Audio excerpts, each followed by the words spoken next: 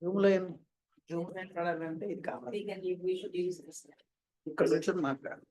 Then you sit here.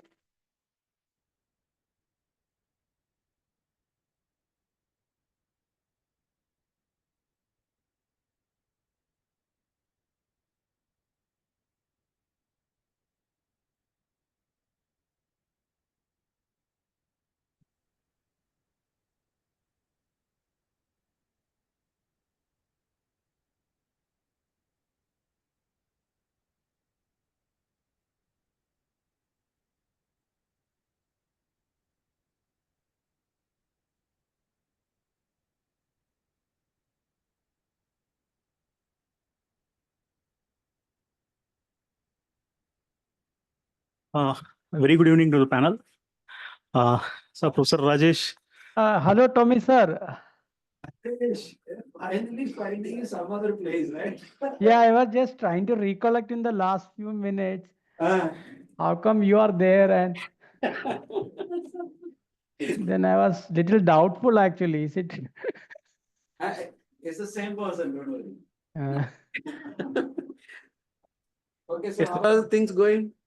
good, all well. Okay, fine. You should come here then. Arey, you didn't tell me that he's the guy. I would have brought him here now. One more piece. It's- So you can use this. Oh, this is going on. Yeah. Uh, Okay, Rajesh, we'll continue. Okay, yes, I'll yes, stop you after this. Okay. Okay. Okay. Yeah, thanks, thanks, Professor Rajesh, for joining and kindly accepting our request. Let me introduce Professor Rajesh. Professor Rajesh is the professor in IIT Ropar, Department of Physics, and his area of interest includes quantum nano devices and quantum photonics. And he pursued his PhD at IIT Bombay, and he's an active researcher in quantum photonics now. So, today in our exam panel, we have Professor Tommy, the Dean of School of Engineering and Applied Sciences, and Head Department of ECE, Dr. Sunita K, and Senior Professor Rupesh Kumar from Department of ECE, and other faculty members from ECE and scholars. So now I'm going to give brief introduction to the thesis of Mr. Rishiteja, and he worked on SSPP-based feeder to tune line, to launch light into waveguide. So, once again, thanks for giving your kind reviews and valuable comments. And we have addressed in the thesis as I emailed as I conveyed in our email. And he's going to present the updated slides and all. Thanks for joining. And now it's over to Mr. Rishiteja.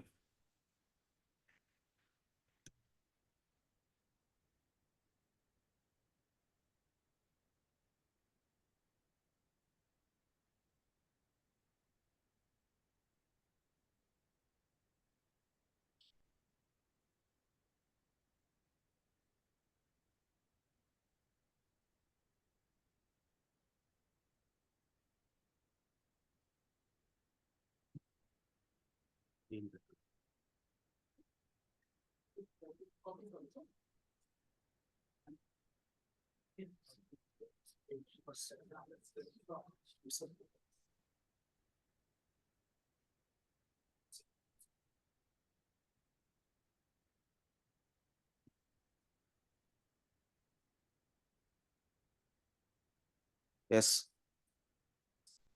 Good evening, all of you. Can you see the screen? Yes, please go ahead. All well. Good evening, all of you. My name is Rishitesh Chaprala. Now I'm going to give a presentation about my PhD Viva Voice examination.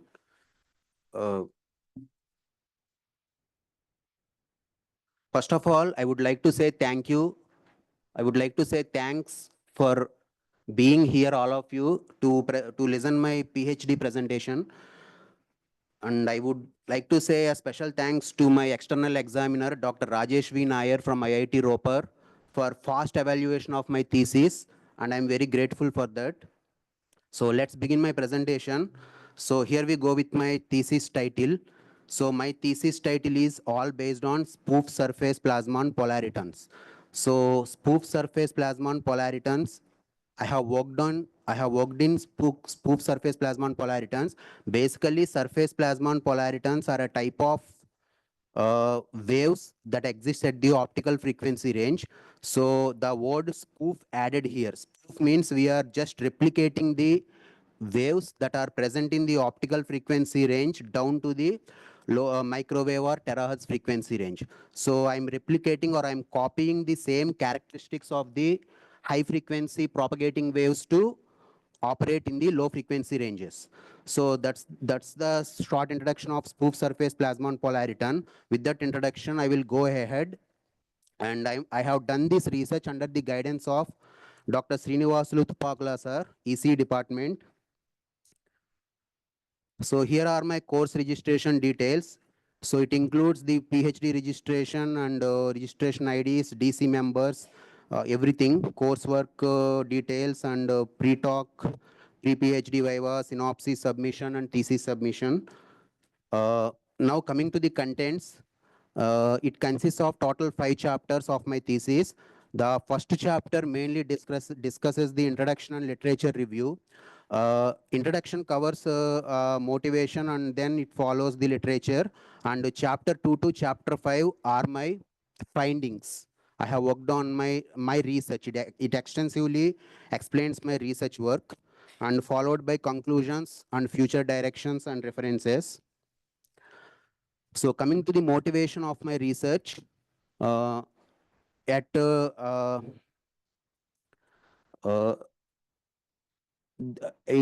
have been relatively fewer studies in terahertz frequency radiation have been reported so far till date. Why? Because there is no required compact components are available for the researchers under 140 gigahertz and above range.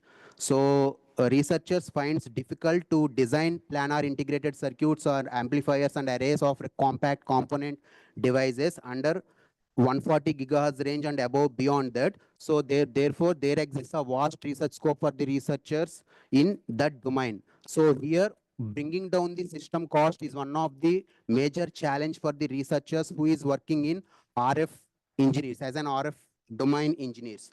So they have worked on that, and finally they concluded that they discovered that copper interconnects will show some limitations like signal and clock distortions, attenuation problems, etc. And waveguides also faces some kind of problems like cutoff conditions, and they fails at microwave and terahertz frequency. If you try to apply the waveguides at high frequency, higher frequency range, it fails because of it doesn't reproduce the planar transmission characteristics of the waves. So by considering all these drawbacks, researchers are looking for any other technologies that are providing nowadays to produce the low loss of the signal and high frequency transmission is available or not. So they are looking for those type of technology, and here comes my motivation from this, and I have developed a plasmonic waveguide circuits, which is worked in microwave and terahertz frequency range.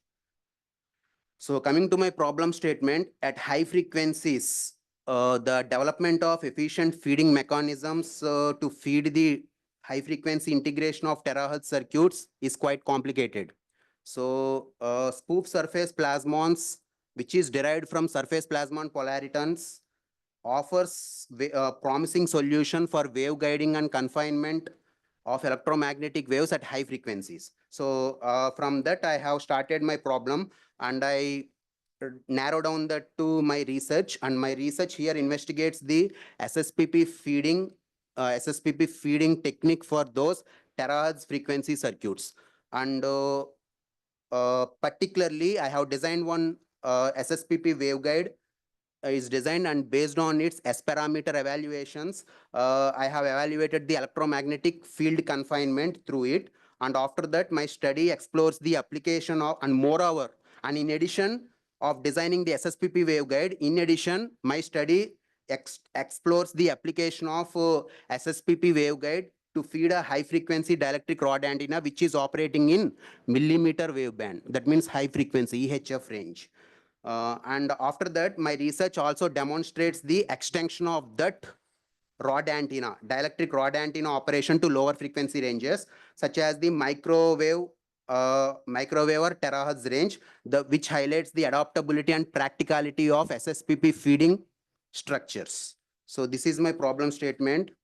And coming to the objectives, based on the problem statements and motivation, I have designed here two objectives. Objective 1 is design and analysis of SSPP waveguide, and objective 2 is SSPP as a feeder for high frequency dielectric rod antenna. My research, my major results, my minor results, everything comes under here. And after this, there is a slight extension is there. I will explain that later. So first, objective 1 details the development of SSPP waveguide with groove-like structures to support efficient wave propagation. And after designing the SSPP waveguide, I have analyzed the impact of changing the groove widths. By varying the groove widths on the waveguide performance, I have calculated the performance like wave confinements and for dispersion characteristics, so like that, and gain measurements and everything. I have done that. And after that, I have validated the waveguide performance with simulations and experimental measurements. And coming to the objective 2, that designed waveguide I have used as a feeder to feed the high frequency dielectric rod antenna. I have designed one dielectric rod antenna in millimeter wave band, and by feeding this SSPP waveguide, by attaching this SSPP waveguide to that high frequency dielectric rod antenna, the operation of the dielectric rod antenna was successfully narrowed down to the lower frequency range. That means in microwave and terahertz frequency range. So that's the actually SPP, spoof surface plasmon principle is that. Spoof surface plasmon principle narrow downs the propagation of optical frequency waves. The propagation of frequencies in the optical frequency range will get narrowed down to the lower frequency, microwave and terahertz frequency range, and that is justified here with my design. And here chapter 1 is introduction. So first of all, we are talking about electromagnetic frequency spectrum here. So while discussing the electromagnetic frequency spectrum, I am specifically emphasizing here terahertz portion. So terahertz portion is one of the major area for the researchers who are working in. Lot of research is going on nowadays.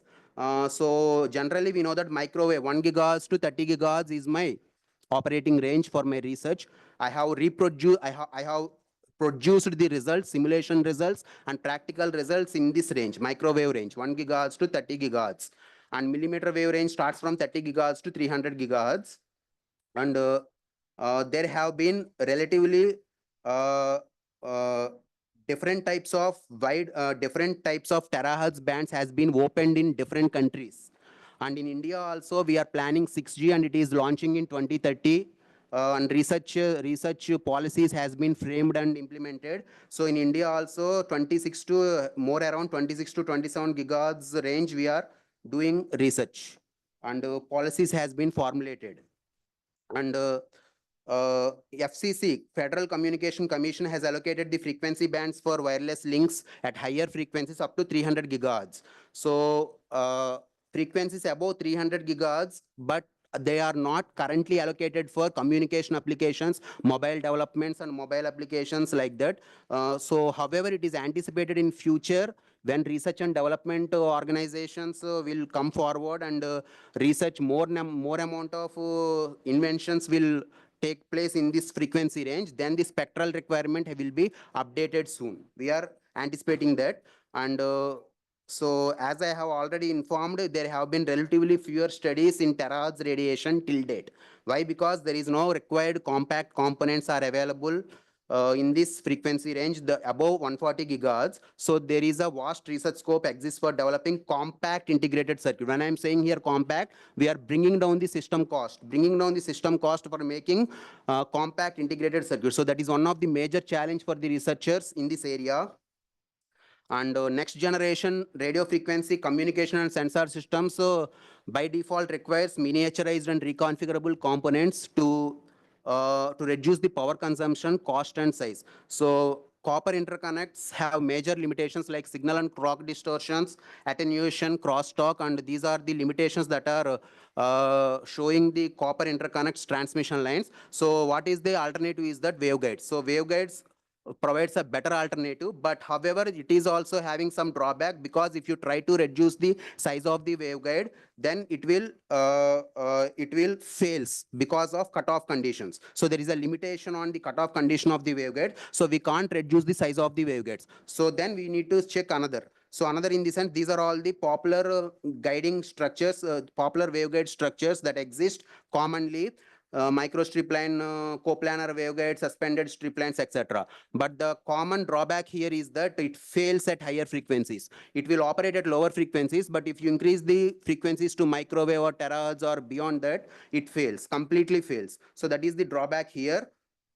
So it fails to reproduce the planar transmission characteristics of the planar transmission characteristics defined on the substrate with thickness of a few microns. So for example, here, if you take this ground metallic layer is there, and upper there is a metallic layer, in between there is a dielectric insulation material. So if you prefer this, then there will be losses are predominant. So losses, low resistivity silicon wafer. It is made up of low resistivity silicon wafer. So losses decouple with that of silicon wafers, and finally circumvents the poor microwave properties. So this is one of the important drawback here. We will backstepping the technology of researchers. So that's why waveguides and surface waveguides provides alternate solution.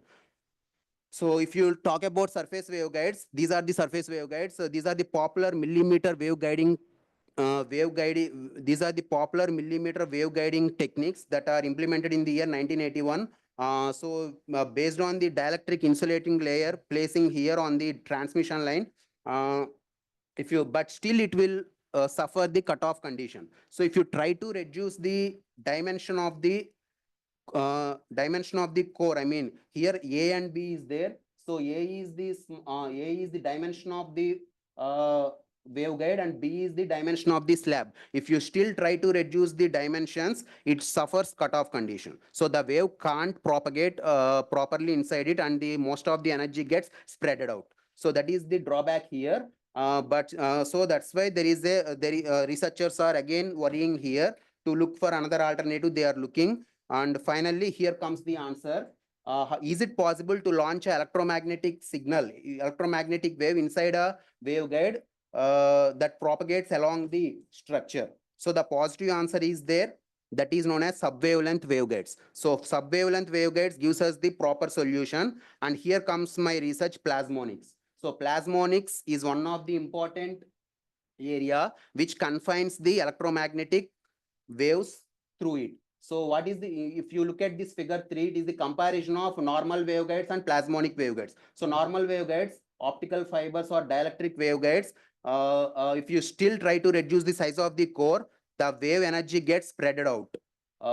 So wave can't propagate efficiently inside the core. The most of the energy is spreaded outside. So that is not the case for plasmonic waveguides. If you still try to reduce the core size to a below cutoff region, that is d is less than lambda, below cutoff region, the wave is confined strictly inside the core region, and it is localized. So that is the beauty of plasmonics. And here, surface plasmon polaritons. There comes my research, surface plasmon polaritons. In that surface plasmon, basically polariton is a propagating wave. When it is combined with surface plasmon, it will produce surface plasmon polaritons. It produces surface plasmon polaritons. Similarly, if you want to combine phonon with polariton, then you will get phonon polaritons like that. So basically, surface plasmon polaritons are the charge oscillations at the interface between metal and dielectric. So those are nothing but the charge oscillations at the interface between metal and dielectrics. So if you look at the first figure, gold film is there and air on top. There is an air on top, and at the interface, due to the charge oscillation, the charge oscillations produces the propagating wave. So that is known as surface plasmon polaritons, and it exists at the optical frequency range only. It is strictly exists at optical frequency range.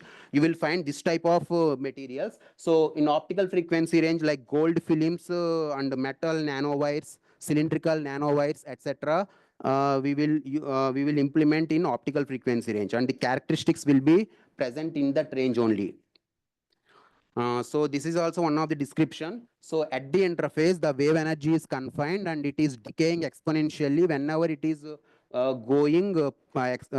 decays, the amplitude of the wave decays exponentially along the medium, and the energy is present inside the along the surface of along the interface of the two materials. So here plasmonic concept. So here that can be done. I mean, these are the surface plasmon polaritons. So it is exist at the optical frequency range. Now my intention is to bring this to operate in microwave frequency range. So microwave frequency range then can be operated with the help of two techniques here. First one, by replacing the semiconductors in place of metallic nanowires and gold nanowires. In place of metallic nanowires and gold nanowires medium, if you replace that medium with semiconductors, we can produce spoof surface plasmon polaritons.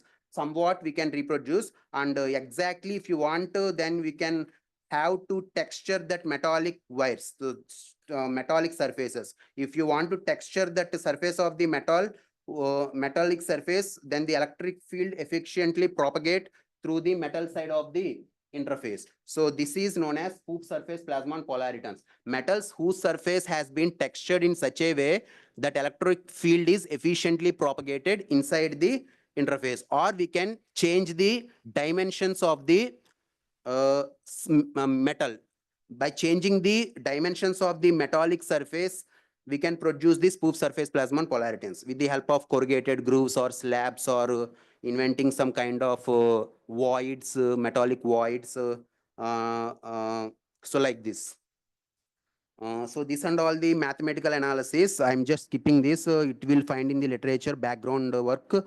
So here basically the point is that TM wave is nothing but the magnetic field is perpendicular to the direction of propagation, and TE wave is electric field is perpendicular to the direction of propagation. So here basically SPP support TM modes, TM wave, TM propagation. So why? Because if you look at this analysis, SPP analysis, we start with magnetic field here, del cross H equal to J plus dou D by dou T. But at last we got the electric fields in X and Z directions. We started with Y direction here, that X cap, Y cap, Z cap, dou by dou Y into HY component is there. But at last we got the results in E1 and E2. That is electric field we got in X and Z directions. So that means it supports HY, EX and EZ component. So it is a TM wave. So it is a TM mode. So SPPs always support TM mode propagation only. A TE mode doesn't exist in SPPs. So that's what this mathematical analysis is all about. So if you extend that mathematical analysis, TE modes are EY, electric field is perpendicular to the direction of propagation, and TM is magnetic field is perpendicular to the direction of propagation. And finally, you will get this Helmholtz equations. And from this, if you apply the Maxwell equations again, then you will narrow down it to HY, EY, HX and EY components. And by applying boundary conditions to that TM mode equation, finally we'll get dispersion relation. So here wave vector can be derived by applying the boundary condition. Yes, sir. No, sir. It is for TE mode, electric field is perpendicular in the Y direction, sir. And for TM mode, HY will comes to the picture. Magnetic field is perpendicular, sir.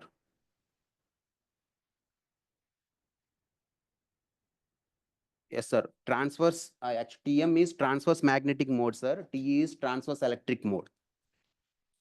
Both are perpendicular only, sir. But here, based on the electromagnetic wave that is instant on the interface, it will divide it into TE mode or TM mode or TEM modes. So TE mode, if you analyze TE mode, then you will have EY component. If you want TM mode, then you will have HY component.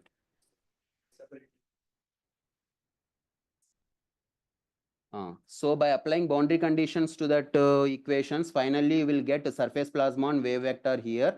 So KSP is equal to omega by C root of epsilon D and epsilon M. Epsilon D is the dielectric material on the top, and epsilon M is the metallic material at the bottom. So it will combine epsilon d into epsilon by epsilon d plus epsilon. And finally, that will happens for TM modes only. And for TE modes, you will get 0. Amplitude of the wave gets 0. And finally, SPPs doesn't exist for TE modes. So this is the analysis. And from this dispersion relation, we will find out resonance frequency omega is equal to omega p by root 2. And finally, omega p by root of 1 plus epsilon 1, we will derive that. And finally, from that, you will get a SPP curve. SPP curve is that along the at the resonance frequency, whatever the resonance frequency is there, omega is equal to omega p by root 2. That is 1 plus epsilon 1. Epsilon 1 I have taken here 1. So 1 plus 1 is 2. So at that frequency point, we will get spoof surface plasma. We will get surface plasma and polaritons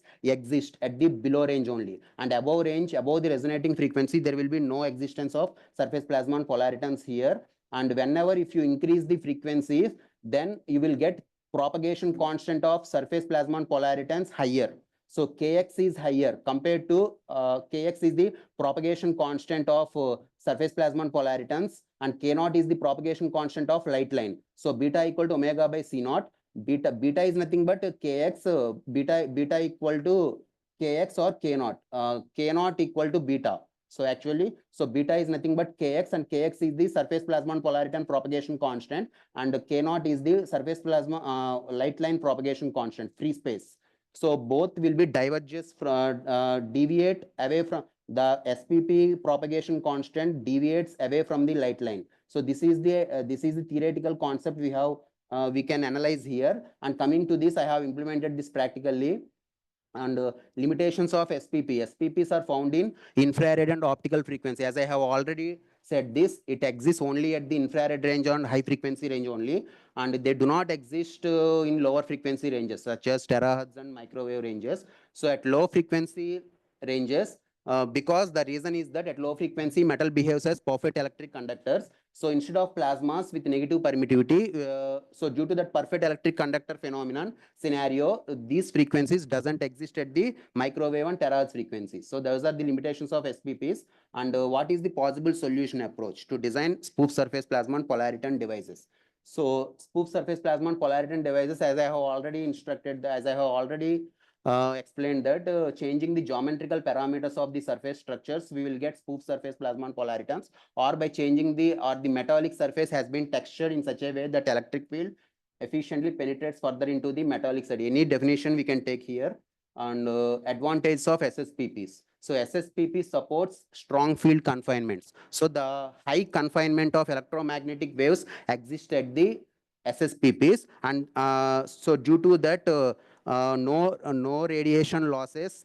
No radiation losses will come in SSPP type of feeding devices, but that is not compared to microstrip feeding. SSPP feeding offers better wave confinement, and no radiations, but in microstrip feeding, we will get significant radiation leakages. So that is the comparison to microstrip feeding. SSPP supports high strong field confinements. And coming to the second advantage, it is applicable for millimeter wave and even at terahertz frequencies, where conventional microstrip feeds are less efficient due to losses at these frequency ranges. They can't apply in microwave and terahertz frequencies compared to SSPP feeding. And the third advantage is that it can easily compatible, and it can easily compatible with plasmonic and other nanoscale devices easily. SSPP feeding can be easily integrated. We can easily integrate it with other type of technology devices, and that is they are challenging for, that is not possible for microstrip feeding techniques.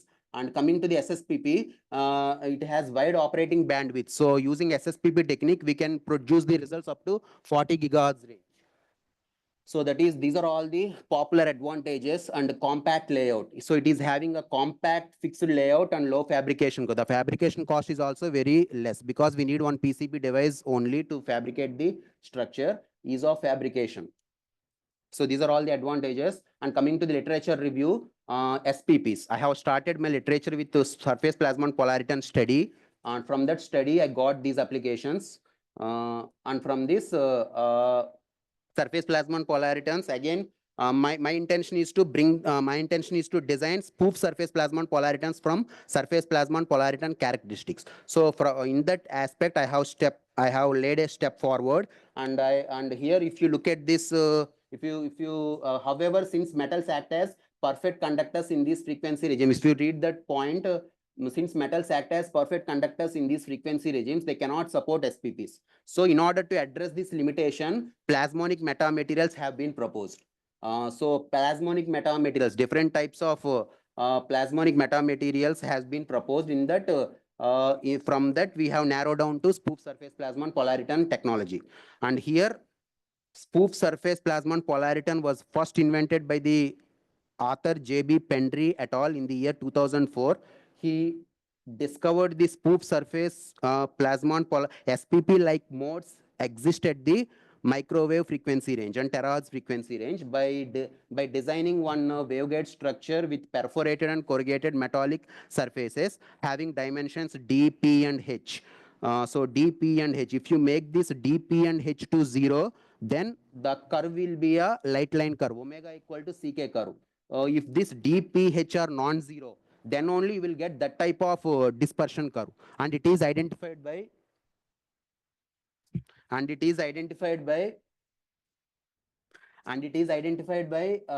J.B. Pendry, and he introduced this at a very starting point. Spoof SPP like modes exist. By perforated and corrugated metallic surfaces, we can easily produce spoof surface plasmon polariton structures. And this is the dispersion diagram according to him. Omega by C 1 plus D by B whole square tan square omega H by C whole power 1 by 2. So in this expression, if you make DP H as zeros, then you will get only omega by C.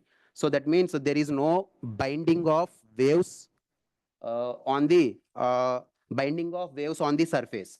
So that's why if DPH are non-zeros, then only the wave binds to the surface and you will get this type of dispersion curve, red curve.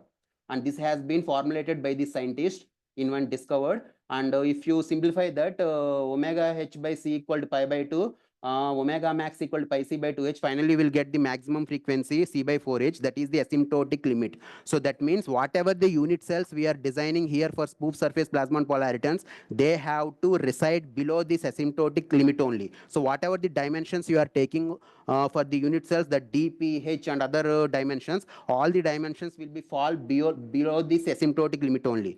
So that's why in second point, if you look at that bold one, the dimensions of the designed SSPP unit cells have been decided in such a way that their dispersion curve is below that asymptotic limit. Likewise, we can optimize the unit cells of SSPPs while designing by taking in micrometers, millimeters range only, the dimensions.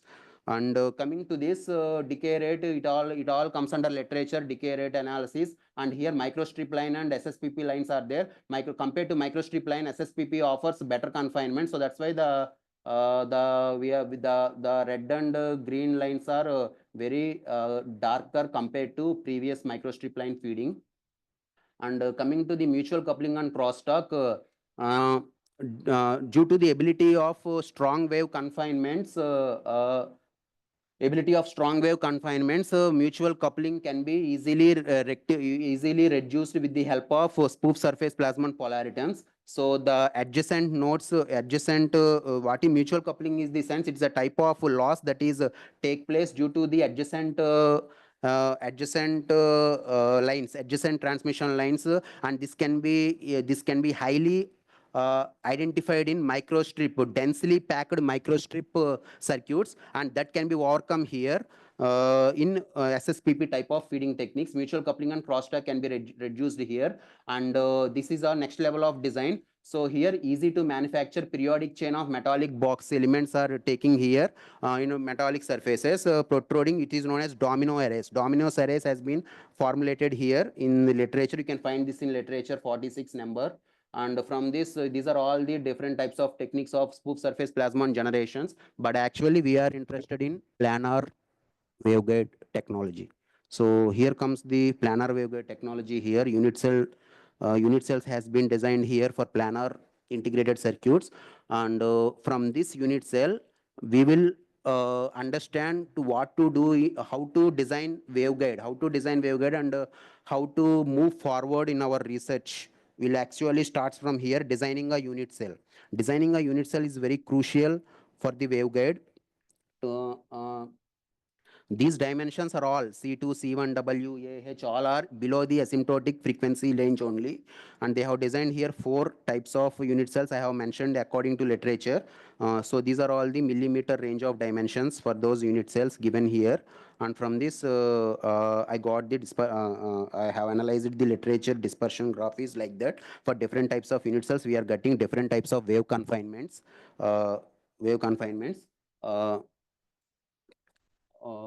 This is also a terahertz range also, it will reproduce this.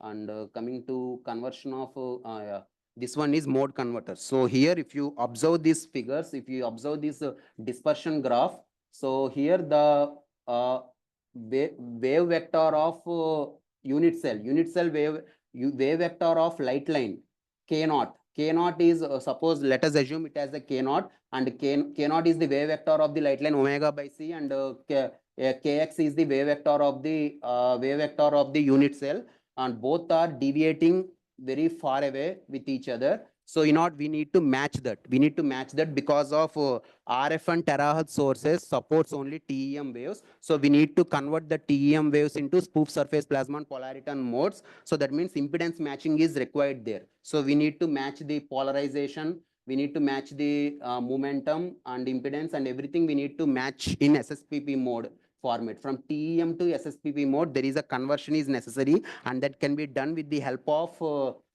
changing the height of the grooves gradually from low level to high level. So by designing H1 to H8, if you look at the figure, by designing H1 to H8, gradually varying the height of the grooves, we can easily we can easily bring down this K0 propagation constant to the SSPP propagation constant, and we can easily match that. So here, this is the thing. By H1, I am taking here the groove height H1 as 0.5, H2 as 0.1, 1.5 successive increment.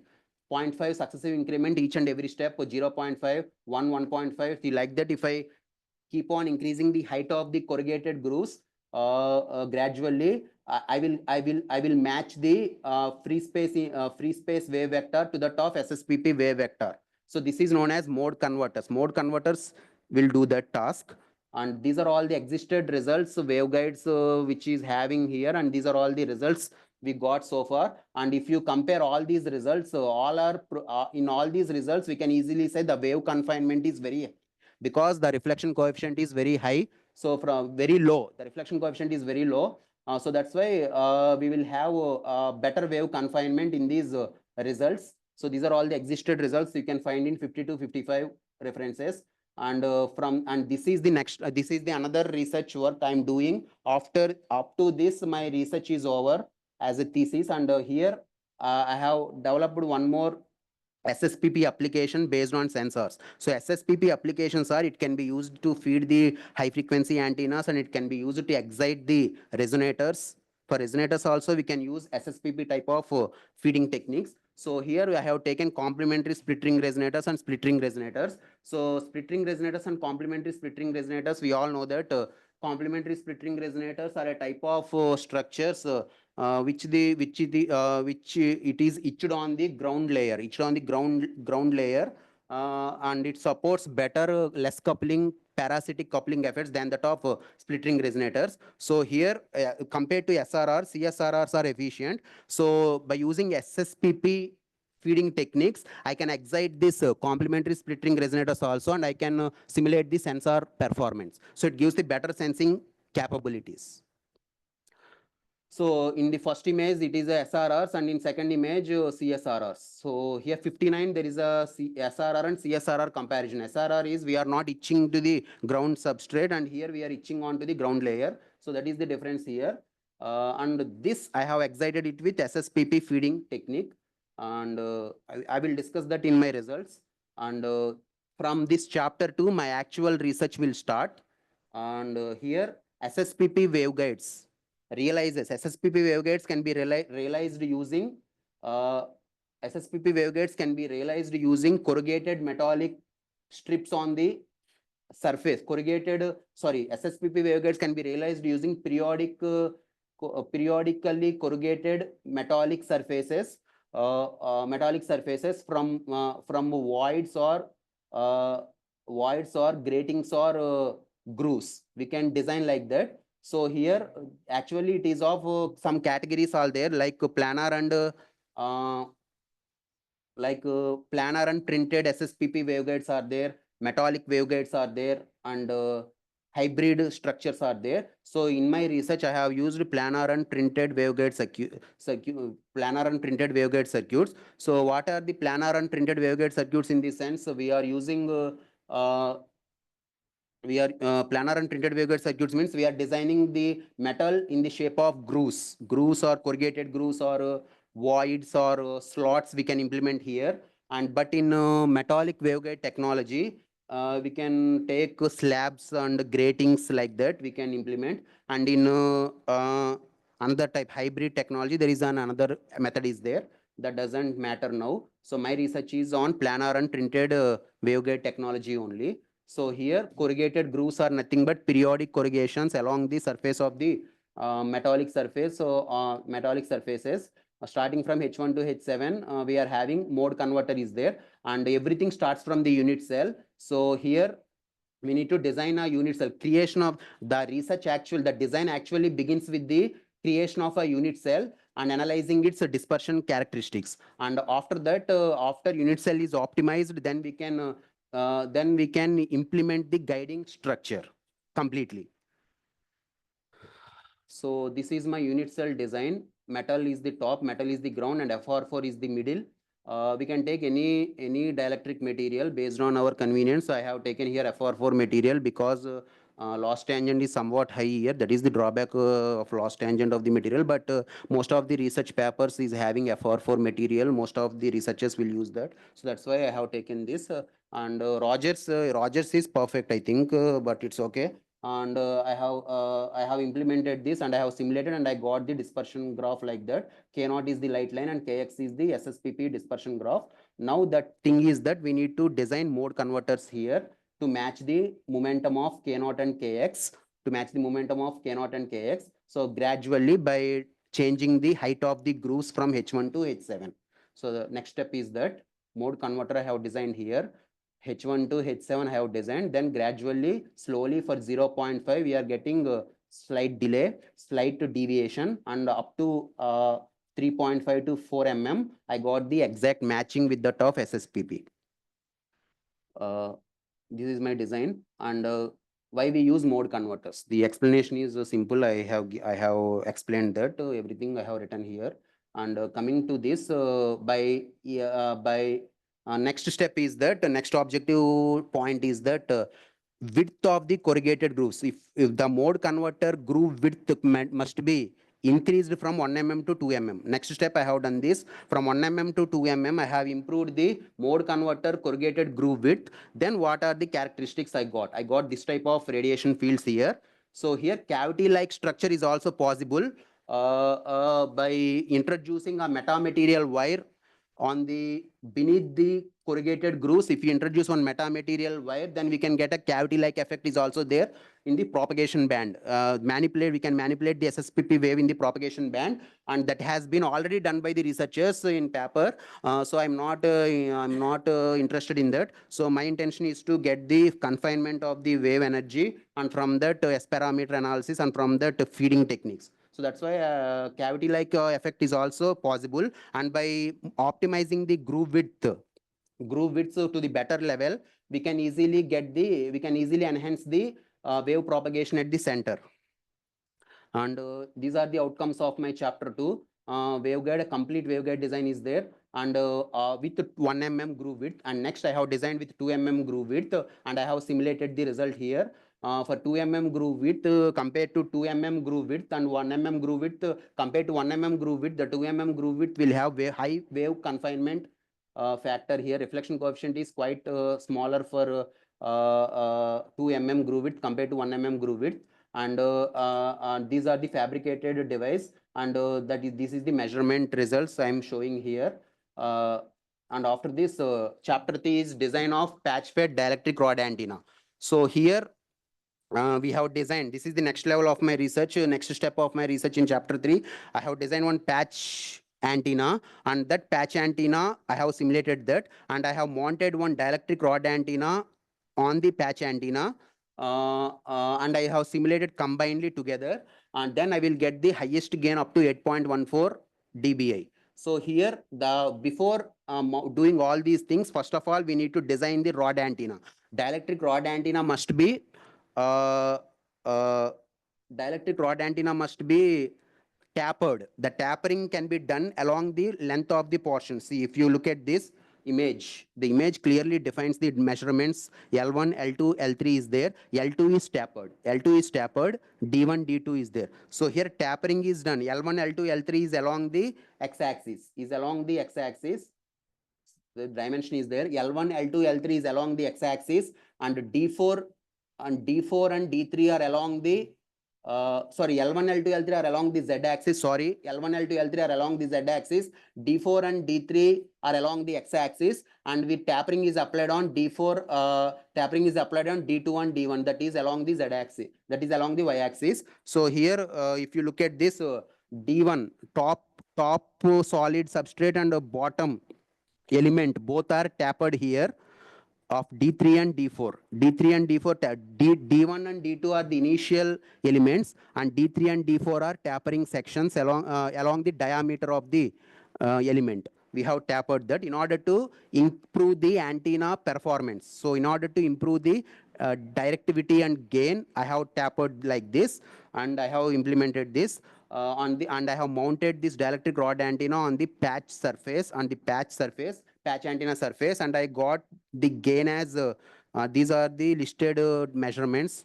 L1, L2, L3, D1, D2 are the listed measurements here. Based on that measurements, I have tapered this, and I have applied that to patch antenna above the patch antenna, and I have combinedly simulated those two things. I got this type of gain, 8.13 of gain I got here, and impedance has also been matched here.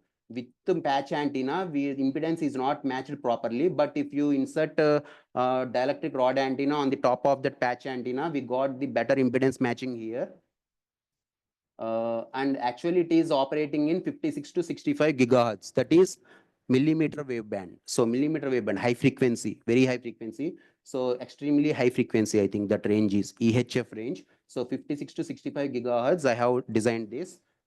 First I have designed this, and these are the simulated electric field element, and these are the simulated magnetic field element for that at 59.3 gigahertz. So here peak value I got 59.3 gigahertz. So at 59.3 gigahertz, I have simulated the electric field and magnetic field also. See here I got 59.3 peak value. So at this 59.3, I got this type of E field and this type of H field variation. And now chapter 4. This is my major result. So here SSPP fed dielectric rod antenna. Now my intention is to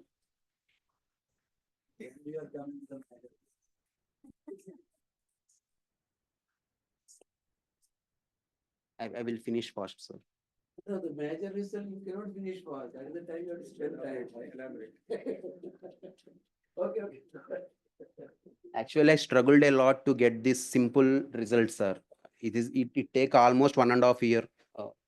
So SSPP fed rod antenna is that. So here basically we have done microstrip feeding technique here. So microstrip feeding technique, we got a gain up to 8.13, and by attaching the same dimensions of the rod with some modifications, D2, D4, L3 like that, I have attached it with 3 mm light line width. The impedance got matched here. 3 mm light line width is matched with that of D2, 3 mm, 3 mm, 3 mm. D2 is having 3 mm dimension, and this light line width is also 3 mm dimension. So like that I have attached here, and here D4 is tapered along the tapered along the x-axis, tapered along the y-axis, I think, y-axis. D4 is tapered along the y-axis with the length 0.214 lambda naught, that is 1.07 mm, and I have tapered along the y-axis that, and L3 is along the z-axis. So now I got like this. I have tapered like this, and I have implemented combinedly I have simulated this, and I got the gain as 16.4 dBi. The gain is improved here compared to microstrip patch feeding technique. Microstrip patch feeding, I got only 8.13 dBi of gain. And by removing that microstrip patch feeding and by implementing it with SSPP waveguide technique, feeding technique, I got the gain as 16.4. Remarkable gain has been noted here. And the impedance match also better. We got better impedance matching and wave confinement is very high here. Approximately minus 38 dBi reflection coefficient I got here. And these are the E field and these are the measured H field at this frequency range 7.2 gigahertz. I got like this. And these are the overall result analysis. The graphs are nothing but the comparison of microstrip feeding technique and as well as SSPP feeding techniques. Compared to microstrip feeding technique, SSPP feeding techniques, we are getting we are successfully replicated the characteristics of SPP operating in EHF range back to the microwave and terahertz frequency range here, 2 to 10 gigahertz. EHF range has been successfully implemented in lowest frequency range. That is my major result here. And that can be done with SSPP only.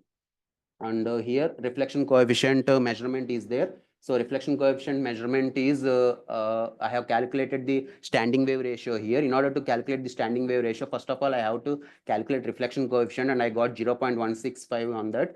And VSWR, if I substitute in that expression, I got 1.39 and it is in the range of 1.5 to 1 for antennas, practical range. So from this analysis, the practical result is also matching with that of theoretical simulated result. So in simulated result at 7.2 gigahertz, I got 1.39 reflection coefficient. So reflection, there is no reflections.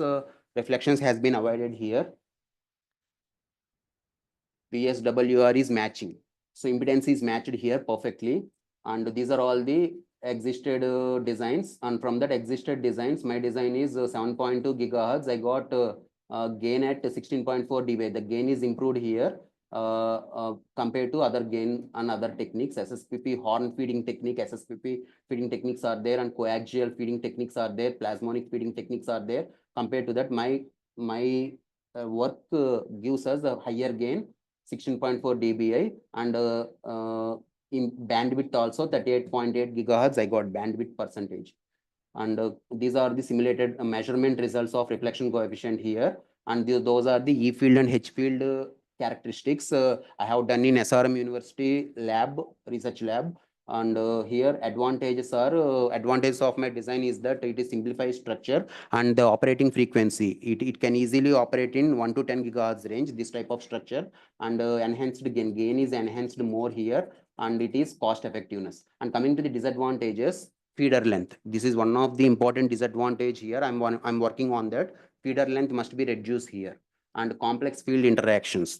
We can't identify the specific and non-specific SSPP fields here. That is one of the major disadvantage here, and I'm working on that. And chapter 5. And up to this, my major results and my major PhD thesis is over. And this is the next level, chapter 5. And this is my another application-oriented SSPP design. So here I have designed one planar sensing platform that uses complementary split ring resonators at the middle of the section. But basically, according to the literature, if you look at the 61 image, they have implemented split ring resonators. And I have replaced the split ring resonators with this type of complementary split ring resonators. And I have simulating the design using SSPP feeding. And in that literature 61, they have used microstrip feeding and they have simulated the results. But now I'm replacing those two things. I'm feeding technique, I'm replacing there with SSPP, and split ring resonators, I'm replacing it with complementary split ring resonators. And I'm exciting that, together I'm simulating that. These are the wave confinement on complementary split ring resonators. And I got the transmission coefficient notch value at 5.7 gigahertz range. After getting that, I have implemented that with solid dielectric constants, which is having varying relative permittivity from 1 to 5. Epsilon R is 1 to 5. I have gradually, I'm implementing that here. I have implemented one by one by changing the relative permittivity values from 1 to 5. I have inserted the solid dielectric material on that complementary split ring resonators. And finally, I have simulated that one by one. And I got this type of wave characteristics. So 5.7 gigahertz is the notch value. And after getting the solid dielectric constants 1, 2, 3, 4, 5, the operating frequency is going lower to the top, lower range of frequency. For example, if you are having 5 epsilon value 5, we are getting the lowest frequency range. Whenever you are increasing the relative permittivity, we are getting the lowest frequency confinement, lowest frequency range. So this is my result and conclusion. This is actually, this has been implemented with liquid dielectric samples also, but that is under progress, that is under process, and I am doing that. I'm not getting enough time to work on this design. Within 6 months I will work on that also with liquid dielectric samples. I will test on this CSRR material, and I will update that. And coming to the conclusions, my thesis investigates on SSPP waveguide technology.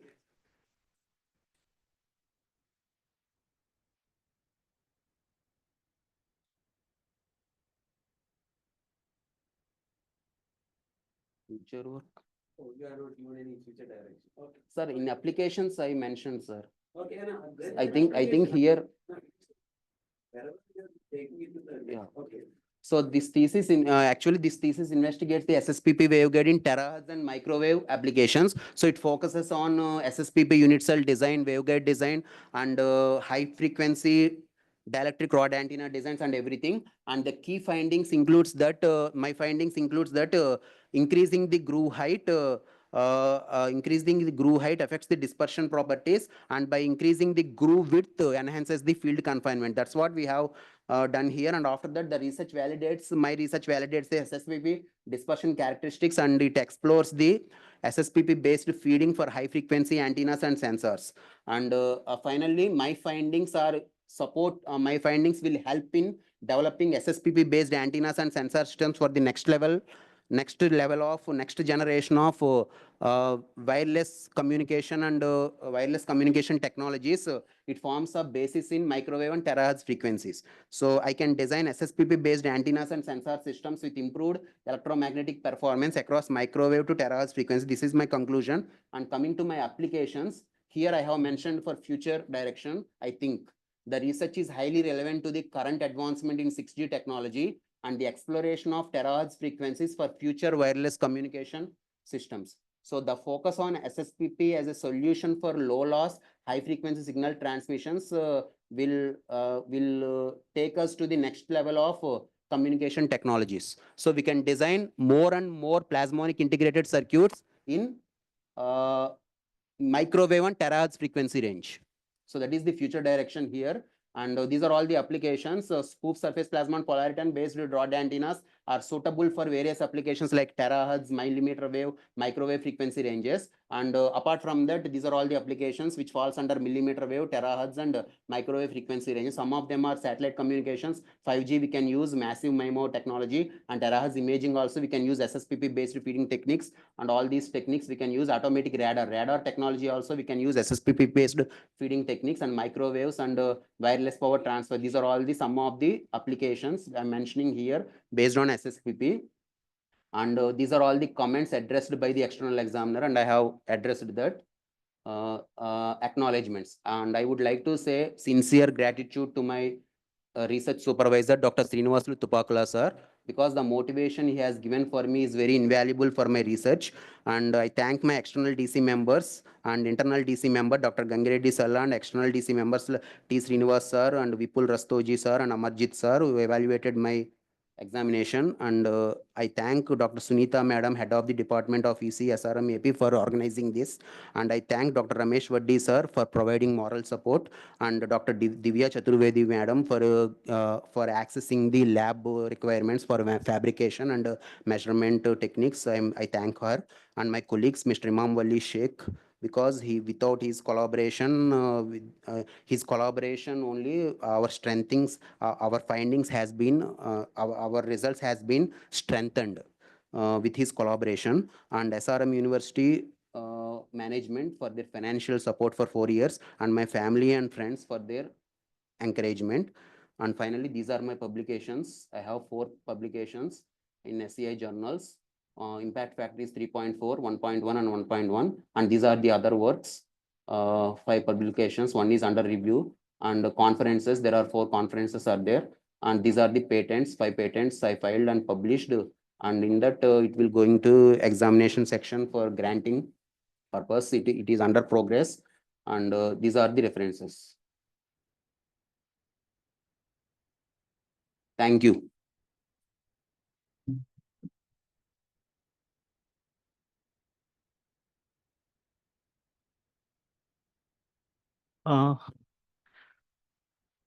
Professor Rajesh, sir. Yes, yeah.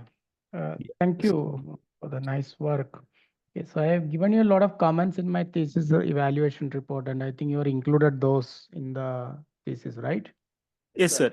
They are included. Okay. That So I have shared. yeah. I have just few questions. Let's see. How do you define TM polarizations? Can you say it again? So TM polarizations can be defined as by theoretical knowledge. TM is nothing but it is the transverse magnetic field, sir. So HY component, EX component, and EZ component. So it is a TM polarization here. So here, if you look at if you go back to the theory, No, clearly. you mentioned it because that is not correct. That's why I'm asking you again. Okay.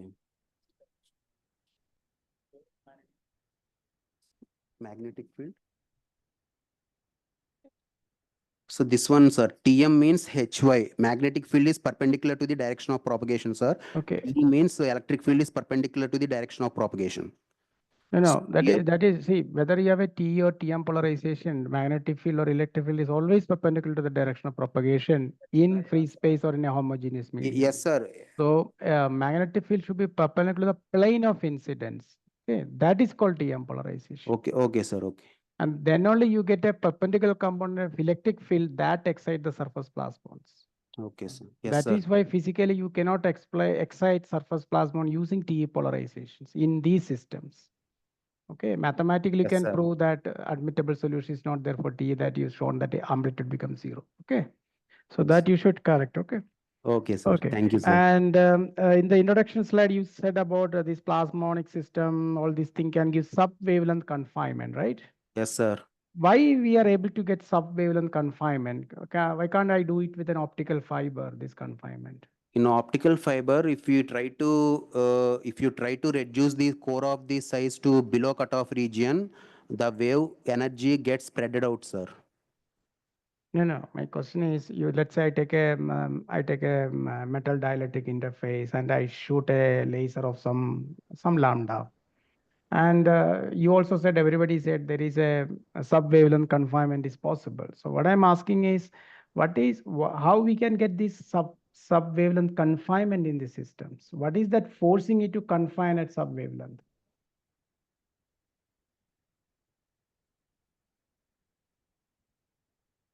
Boundary condition. Yeah, I mean the wave is propagating along the interface, sir. Here in SSPP. In SPP, the wave is propagating along the interface and the confinement is very high, sir.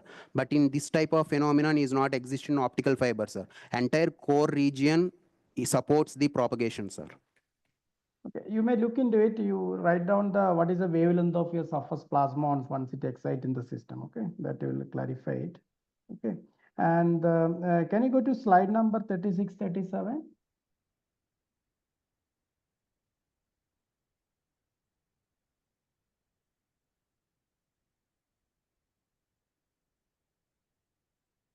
Yeah.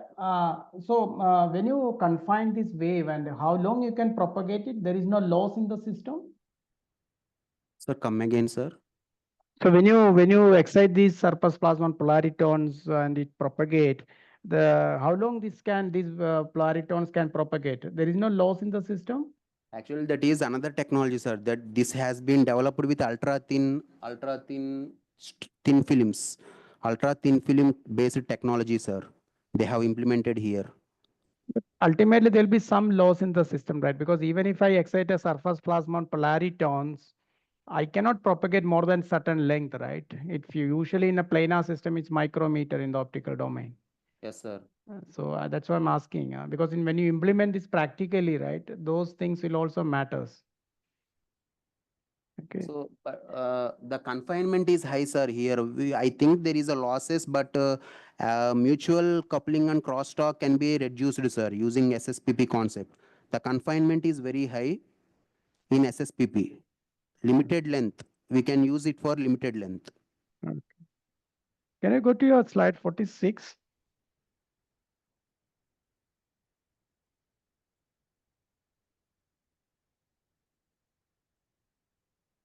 Okay, so here you have a very special design of this unit cell. So how do you decide the number of unit cell? Is it an arbitrary or you have some benchmark that I need a certain minimum number of unit cells to have this confinement? So, minimal number is the sense I have designed here 5 unit cells, sir. So For this that's what I'm design, I have asking. implemented it with 5 unit cells. Mhm. And with that 5 unit cells, so the length is actually it is 91.4 mm, sir.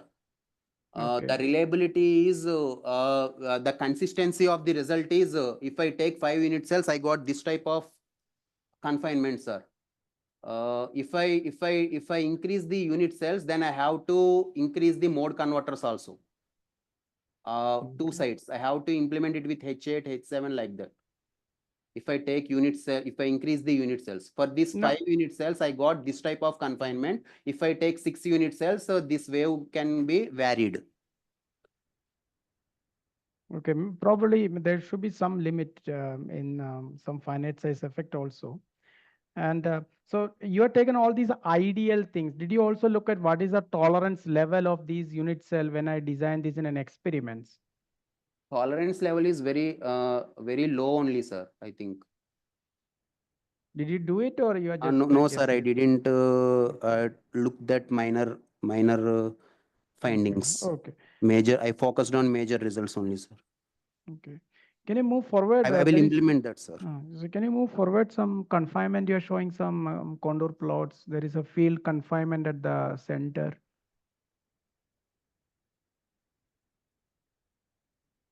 Yeah, here, just go back. And here in one unit is volt per meter, another is ampere per meter. I don't know, is it intentional or is just a typo? Magnetic field, sir, ampere per meter in the sense magnetic Acha, acha. field unit, Okay. H field.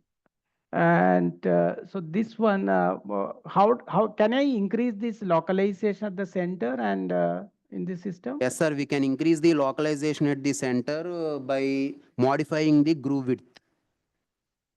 So when you have that much amount of microwave energy, does it not induce some kind of heating in the system? Heating is very negligible, sir, here. We Because can't when we do in our worry lab, about the heating. when we do microwave experiment in our lab, we have a huge dissipation is issue very with the less. heating. Acha. Fine. Okay. Okay. And when you in the last part, when you for now you add another antenna to the system, right? Yes, sir. So what is the coupling efficiency you can improve? Here, sir. Slide number 60. Yeah. How much coupling efficiency you can increase while with and without antenna? With and without antenna, only SSPP coupling efficiency, sir, you are asking. Yes, yes. How much? What is the purpose of antenna? You have to couple the wave out, right? Yes, sir. So how much you can Couple the increase? wave. Yes, sir.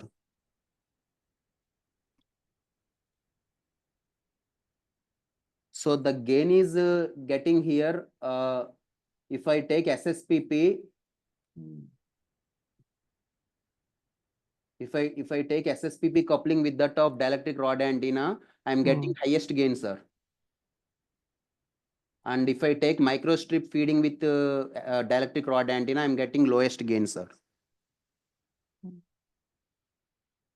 Okay. And you are this is my last question. And you have this rod antenna shape, right? That is kind of a little difficult shape, right? Why is there any reason to have that particular Yes, sir, I geometry? struggled a lot to design that, sir. It took almost 7-8 months, sir. For example, it has some kind of tapering, right? Tapering, sir, yes, sir. The middle So- section is tapered, sir, So to is improve it the a- gain. Oh, okay. So it has done intentionally. Yes, sir. Because while fabricating these antennas, at least in the optical domain, we don't want this, but we get something like this. Okay, so yeah, that's it. Thank you. It was nice work. Thank you, sir. Sir, Any questions from the audience?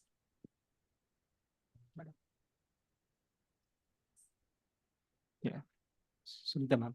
Yeah. Any questions from the audience, please? Rupesh, sir. Say line number 64 or 66. Sir, please. Yeah.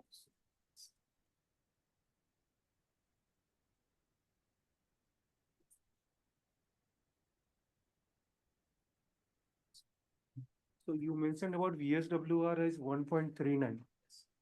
Where is your graph? Simulated graphs. Software, CST software, I got this. 7.2 gigahertz. So here impedance is matched at 7.2, sir. Impedance is matched at 7.2. So at 7.2, I got 1.39 approximate practical result. This is theoretical result, numerical result, and this is calculated result. It lies below. It's better to try to zoom it. Okay. Otherwise, it's not, Visible. it's Visible. quite difficult to understand what you are referring here. And this is just one frequency point you are talking. Yes, sir. Second Yes, thing, I- like if I have understood it well, whatever you are talking about technology, you have tried to like create same kind of plasmon at microwave level that can have same effect in terahertz, right?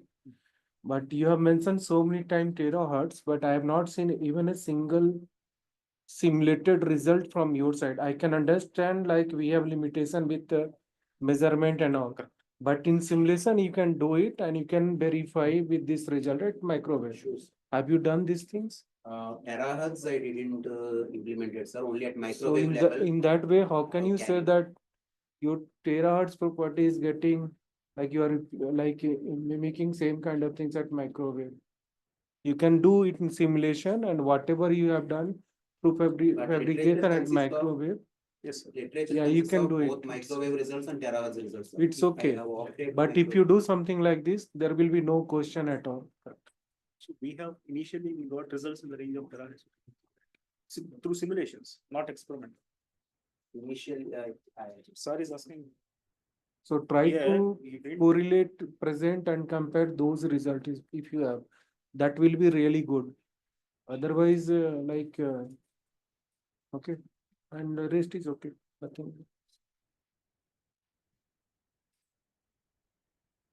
Rajesh? You're still there, right?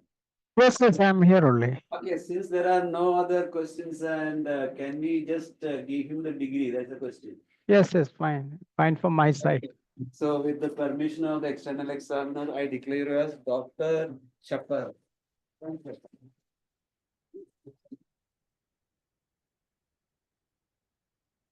Next time visit us, okay? That's our maybe. Yes, sir, sure. Okay? So when it's coming, let me know. So we'll. Sure, sir. Yes, sir. Sir, Dr. Rajesh, sir, very good evening. Thanks for just joining with us today. This is Okay, Sunita thank you. here, heading the Department of ECE. Okay, Maybe for the next Viva Voice, we look forward to come in person and we can have a great interaction session with everyone and we can have a knowledge transfer from you. yeah, sure.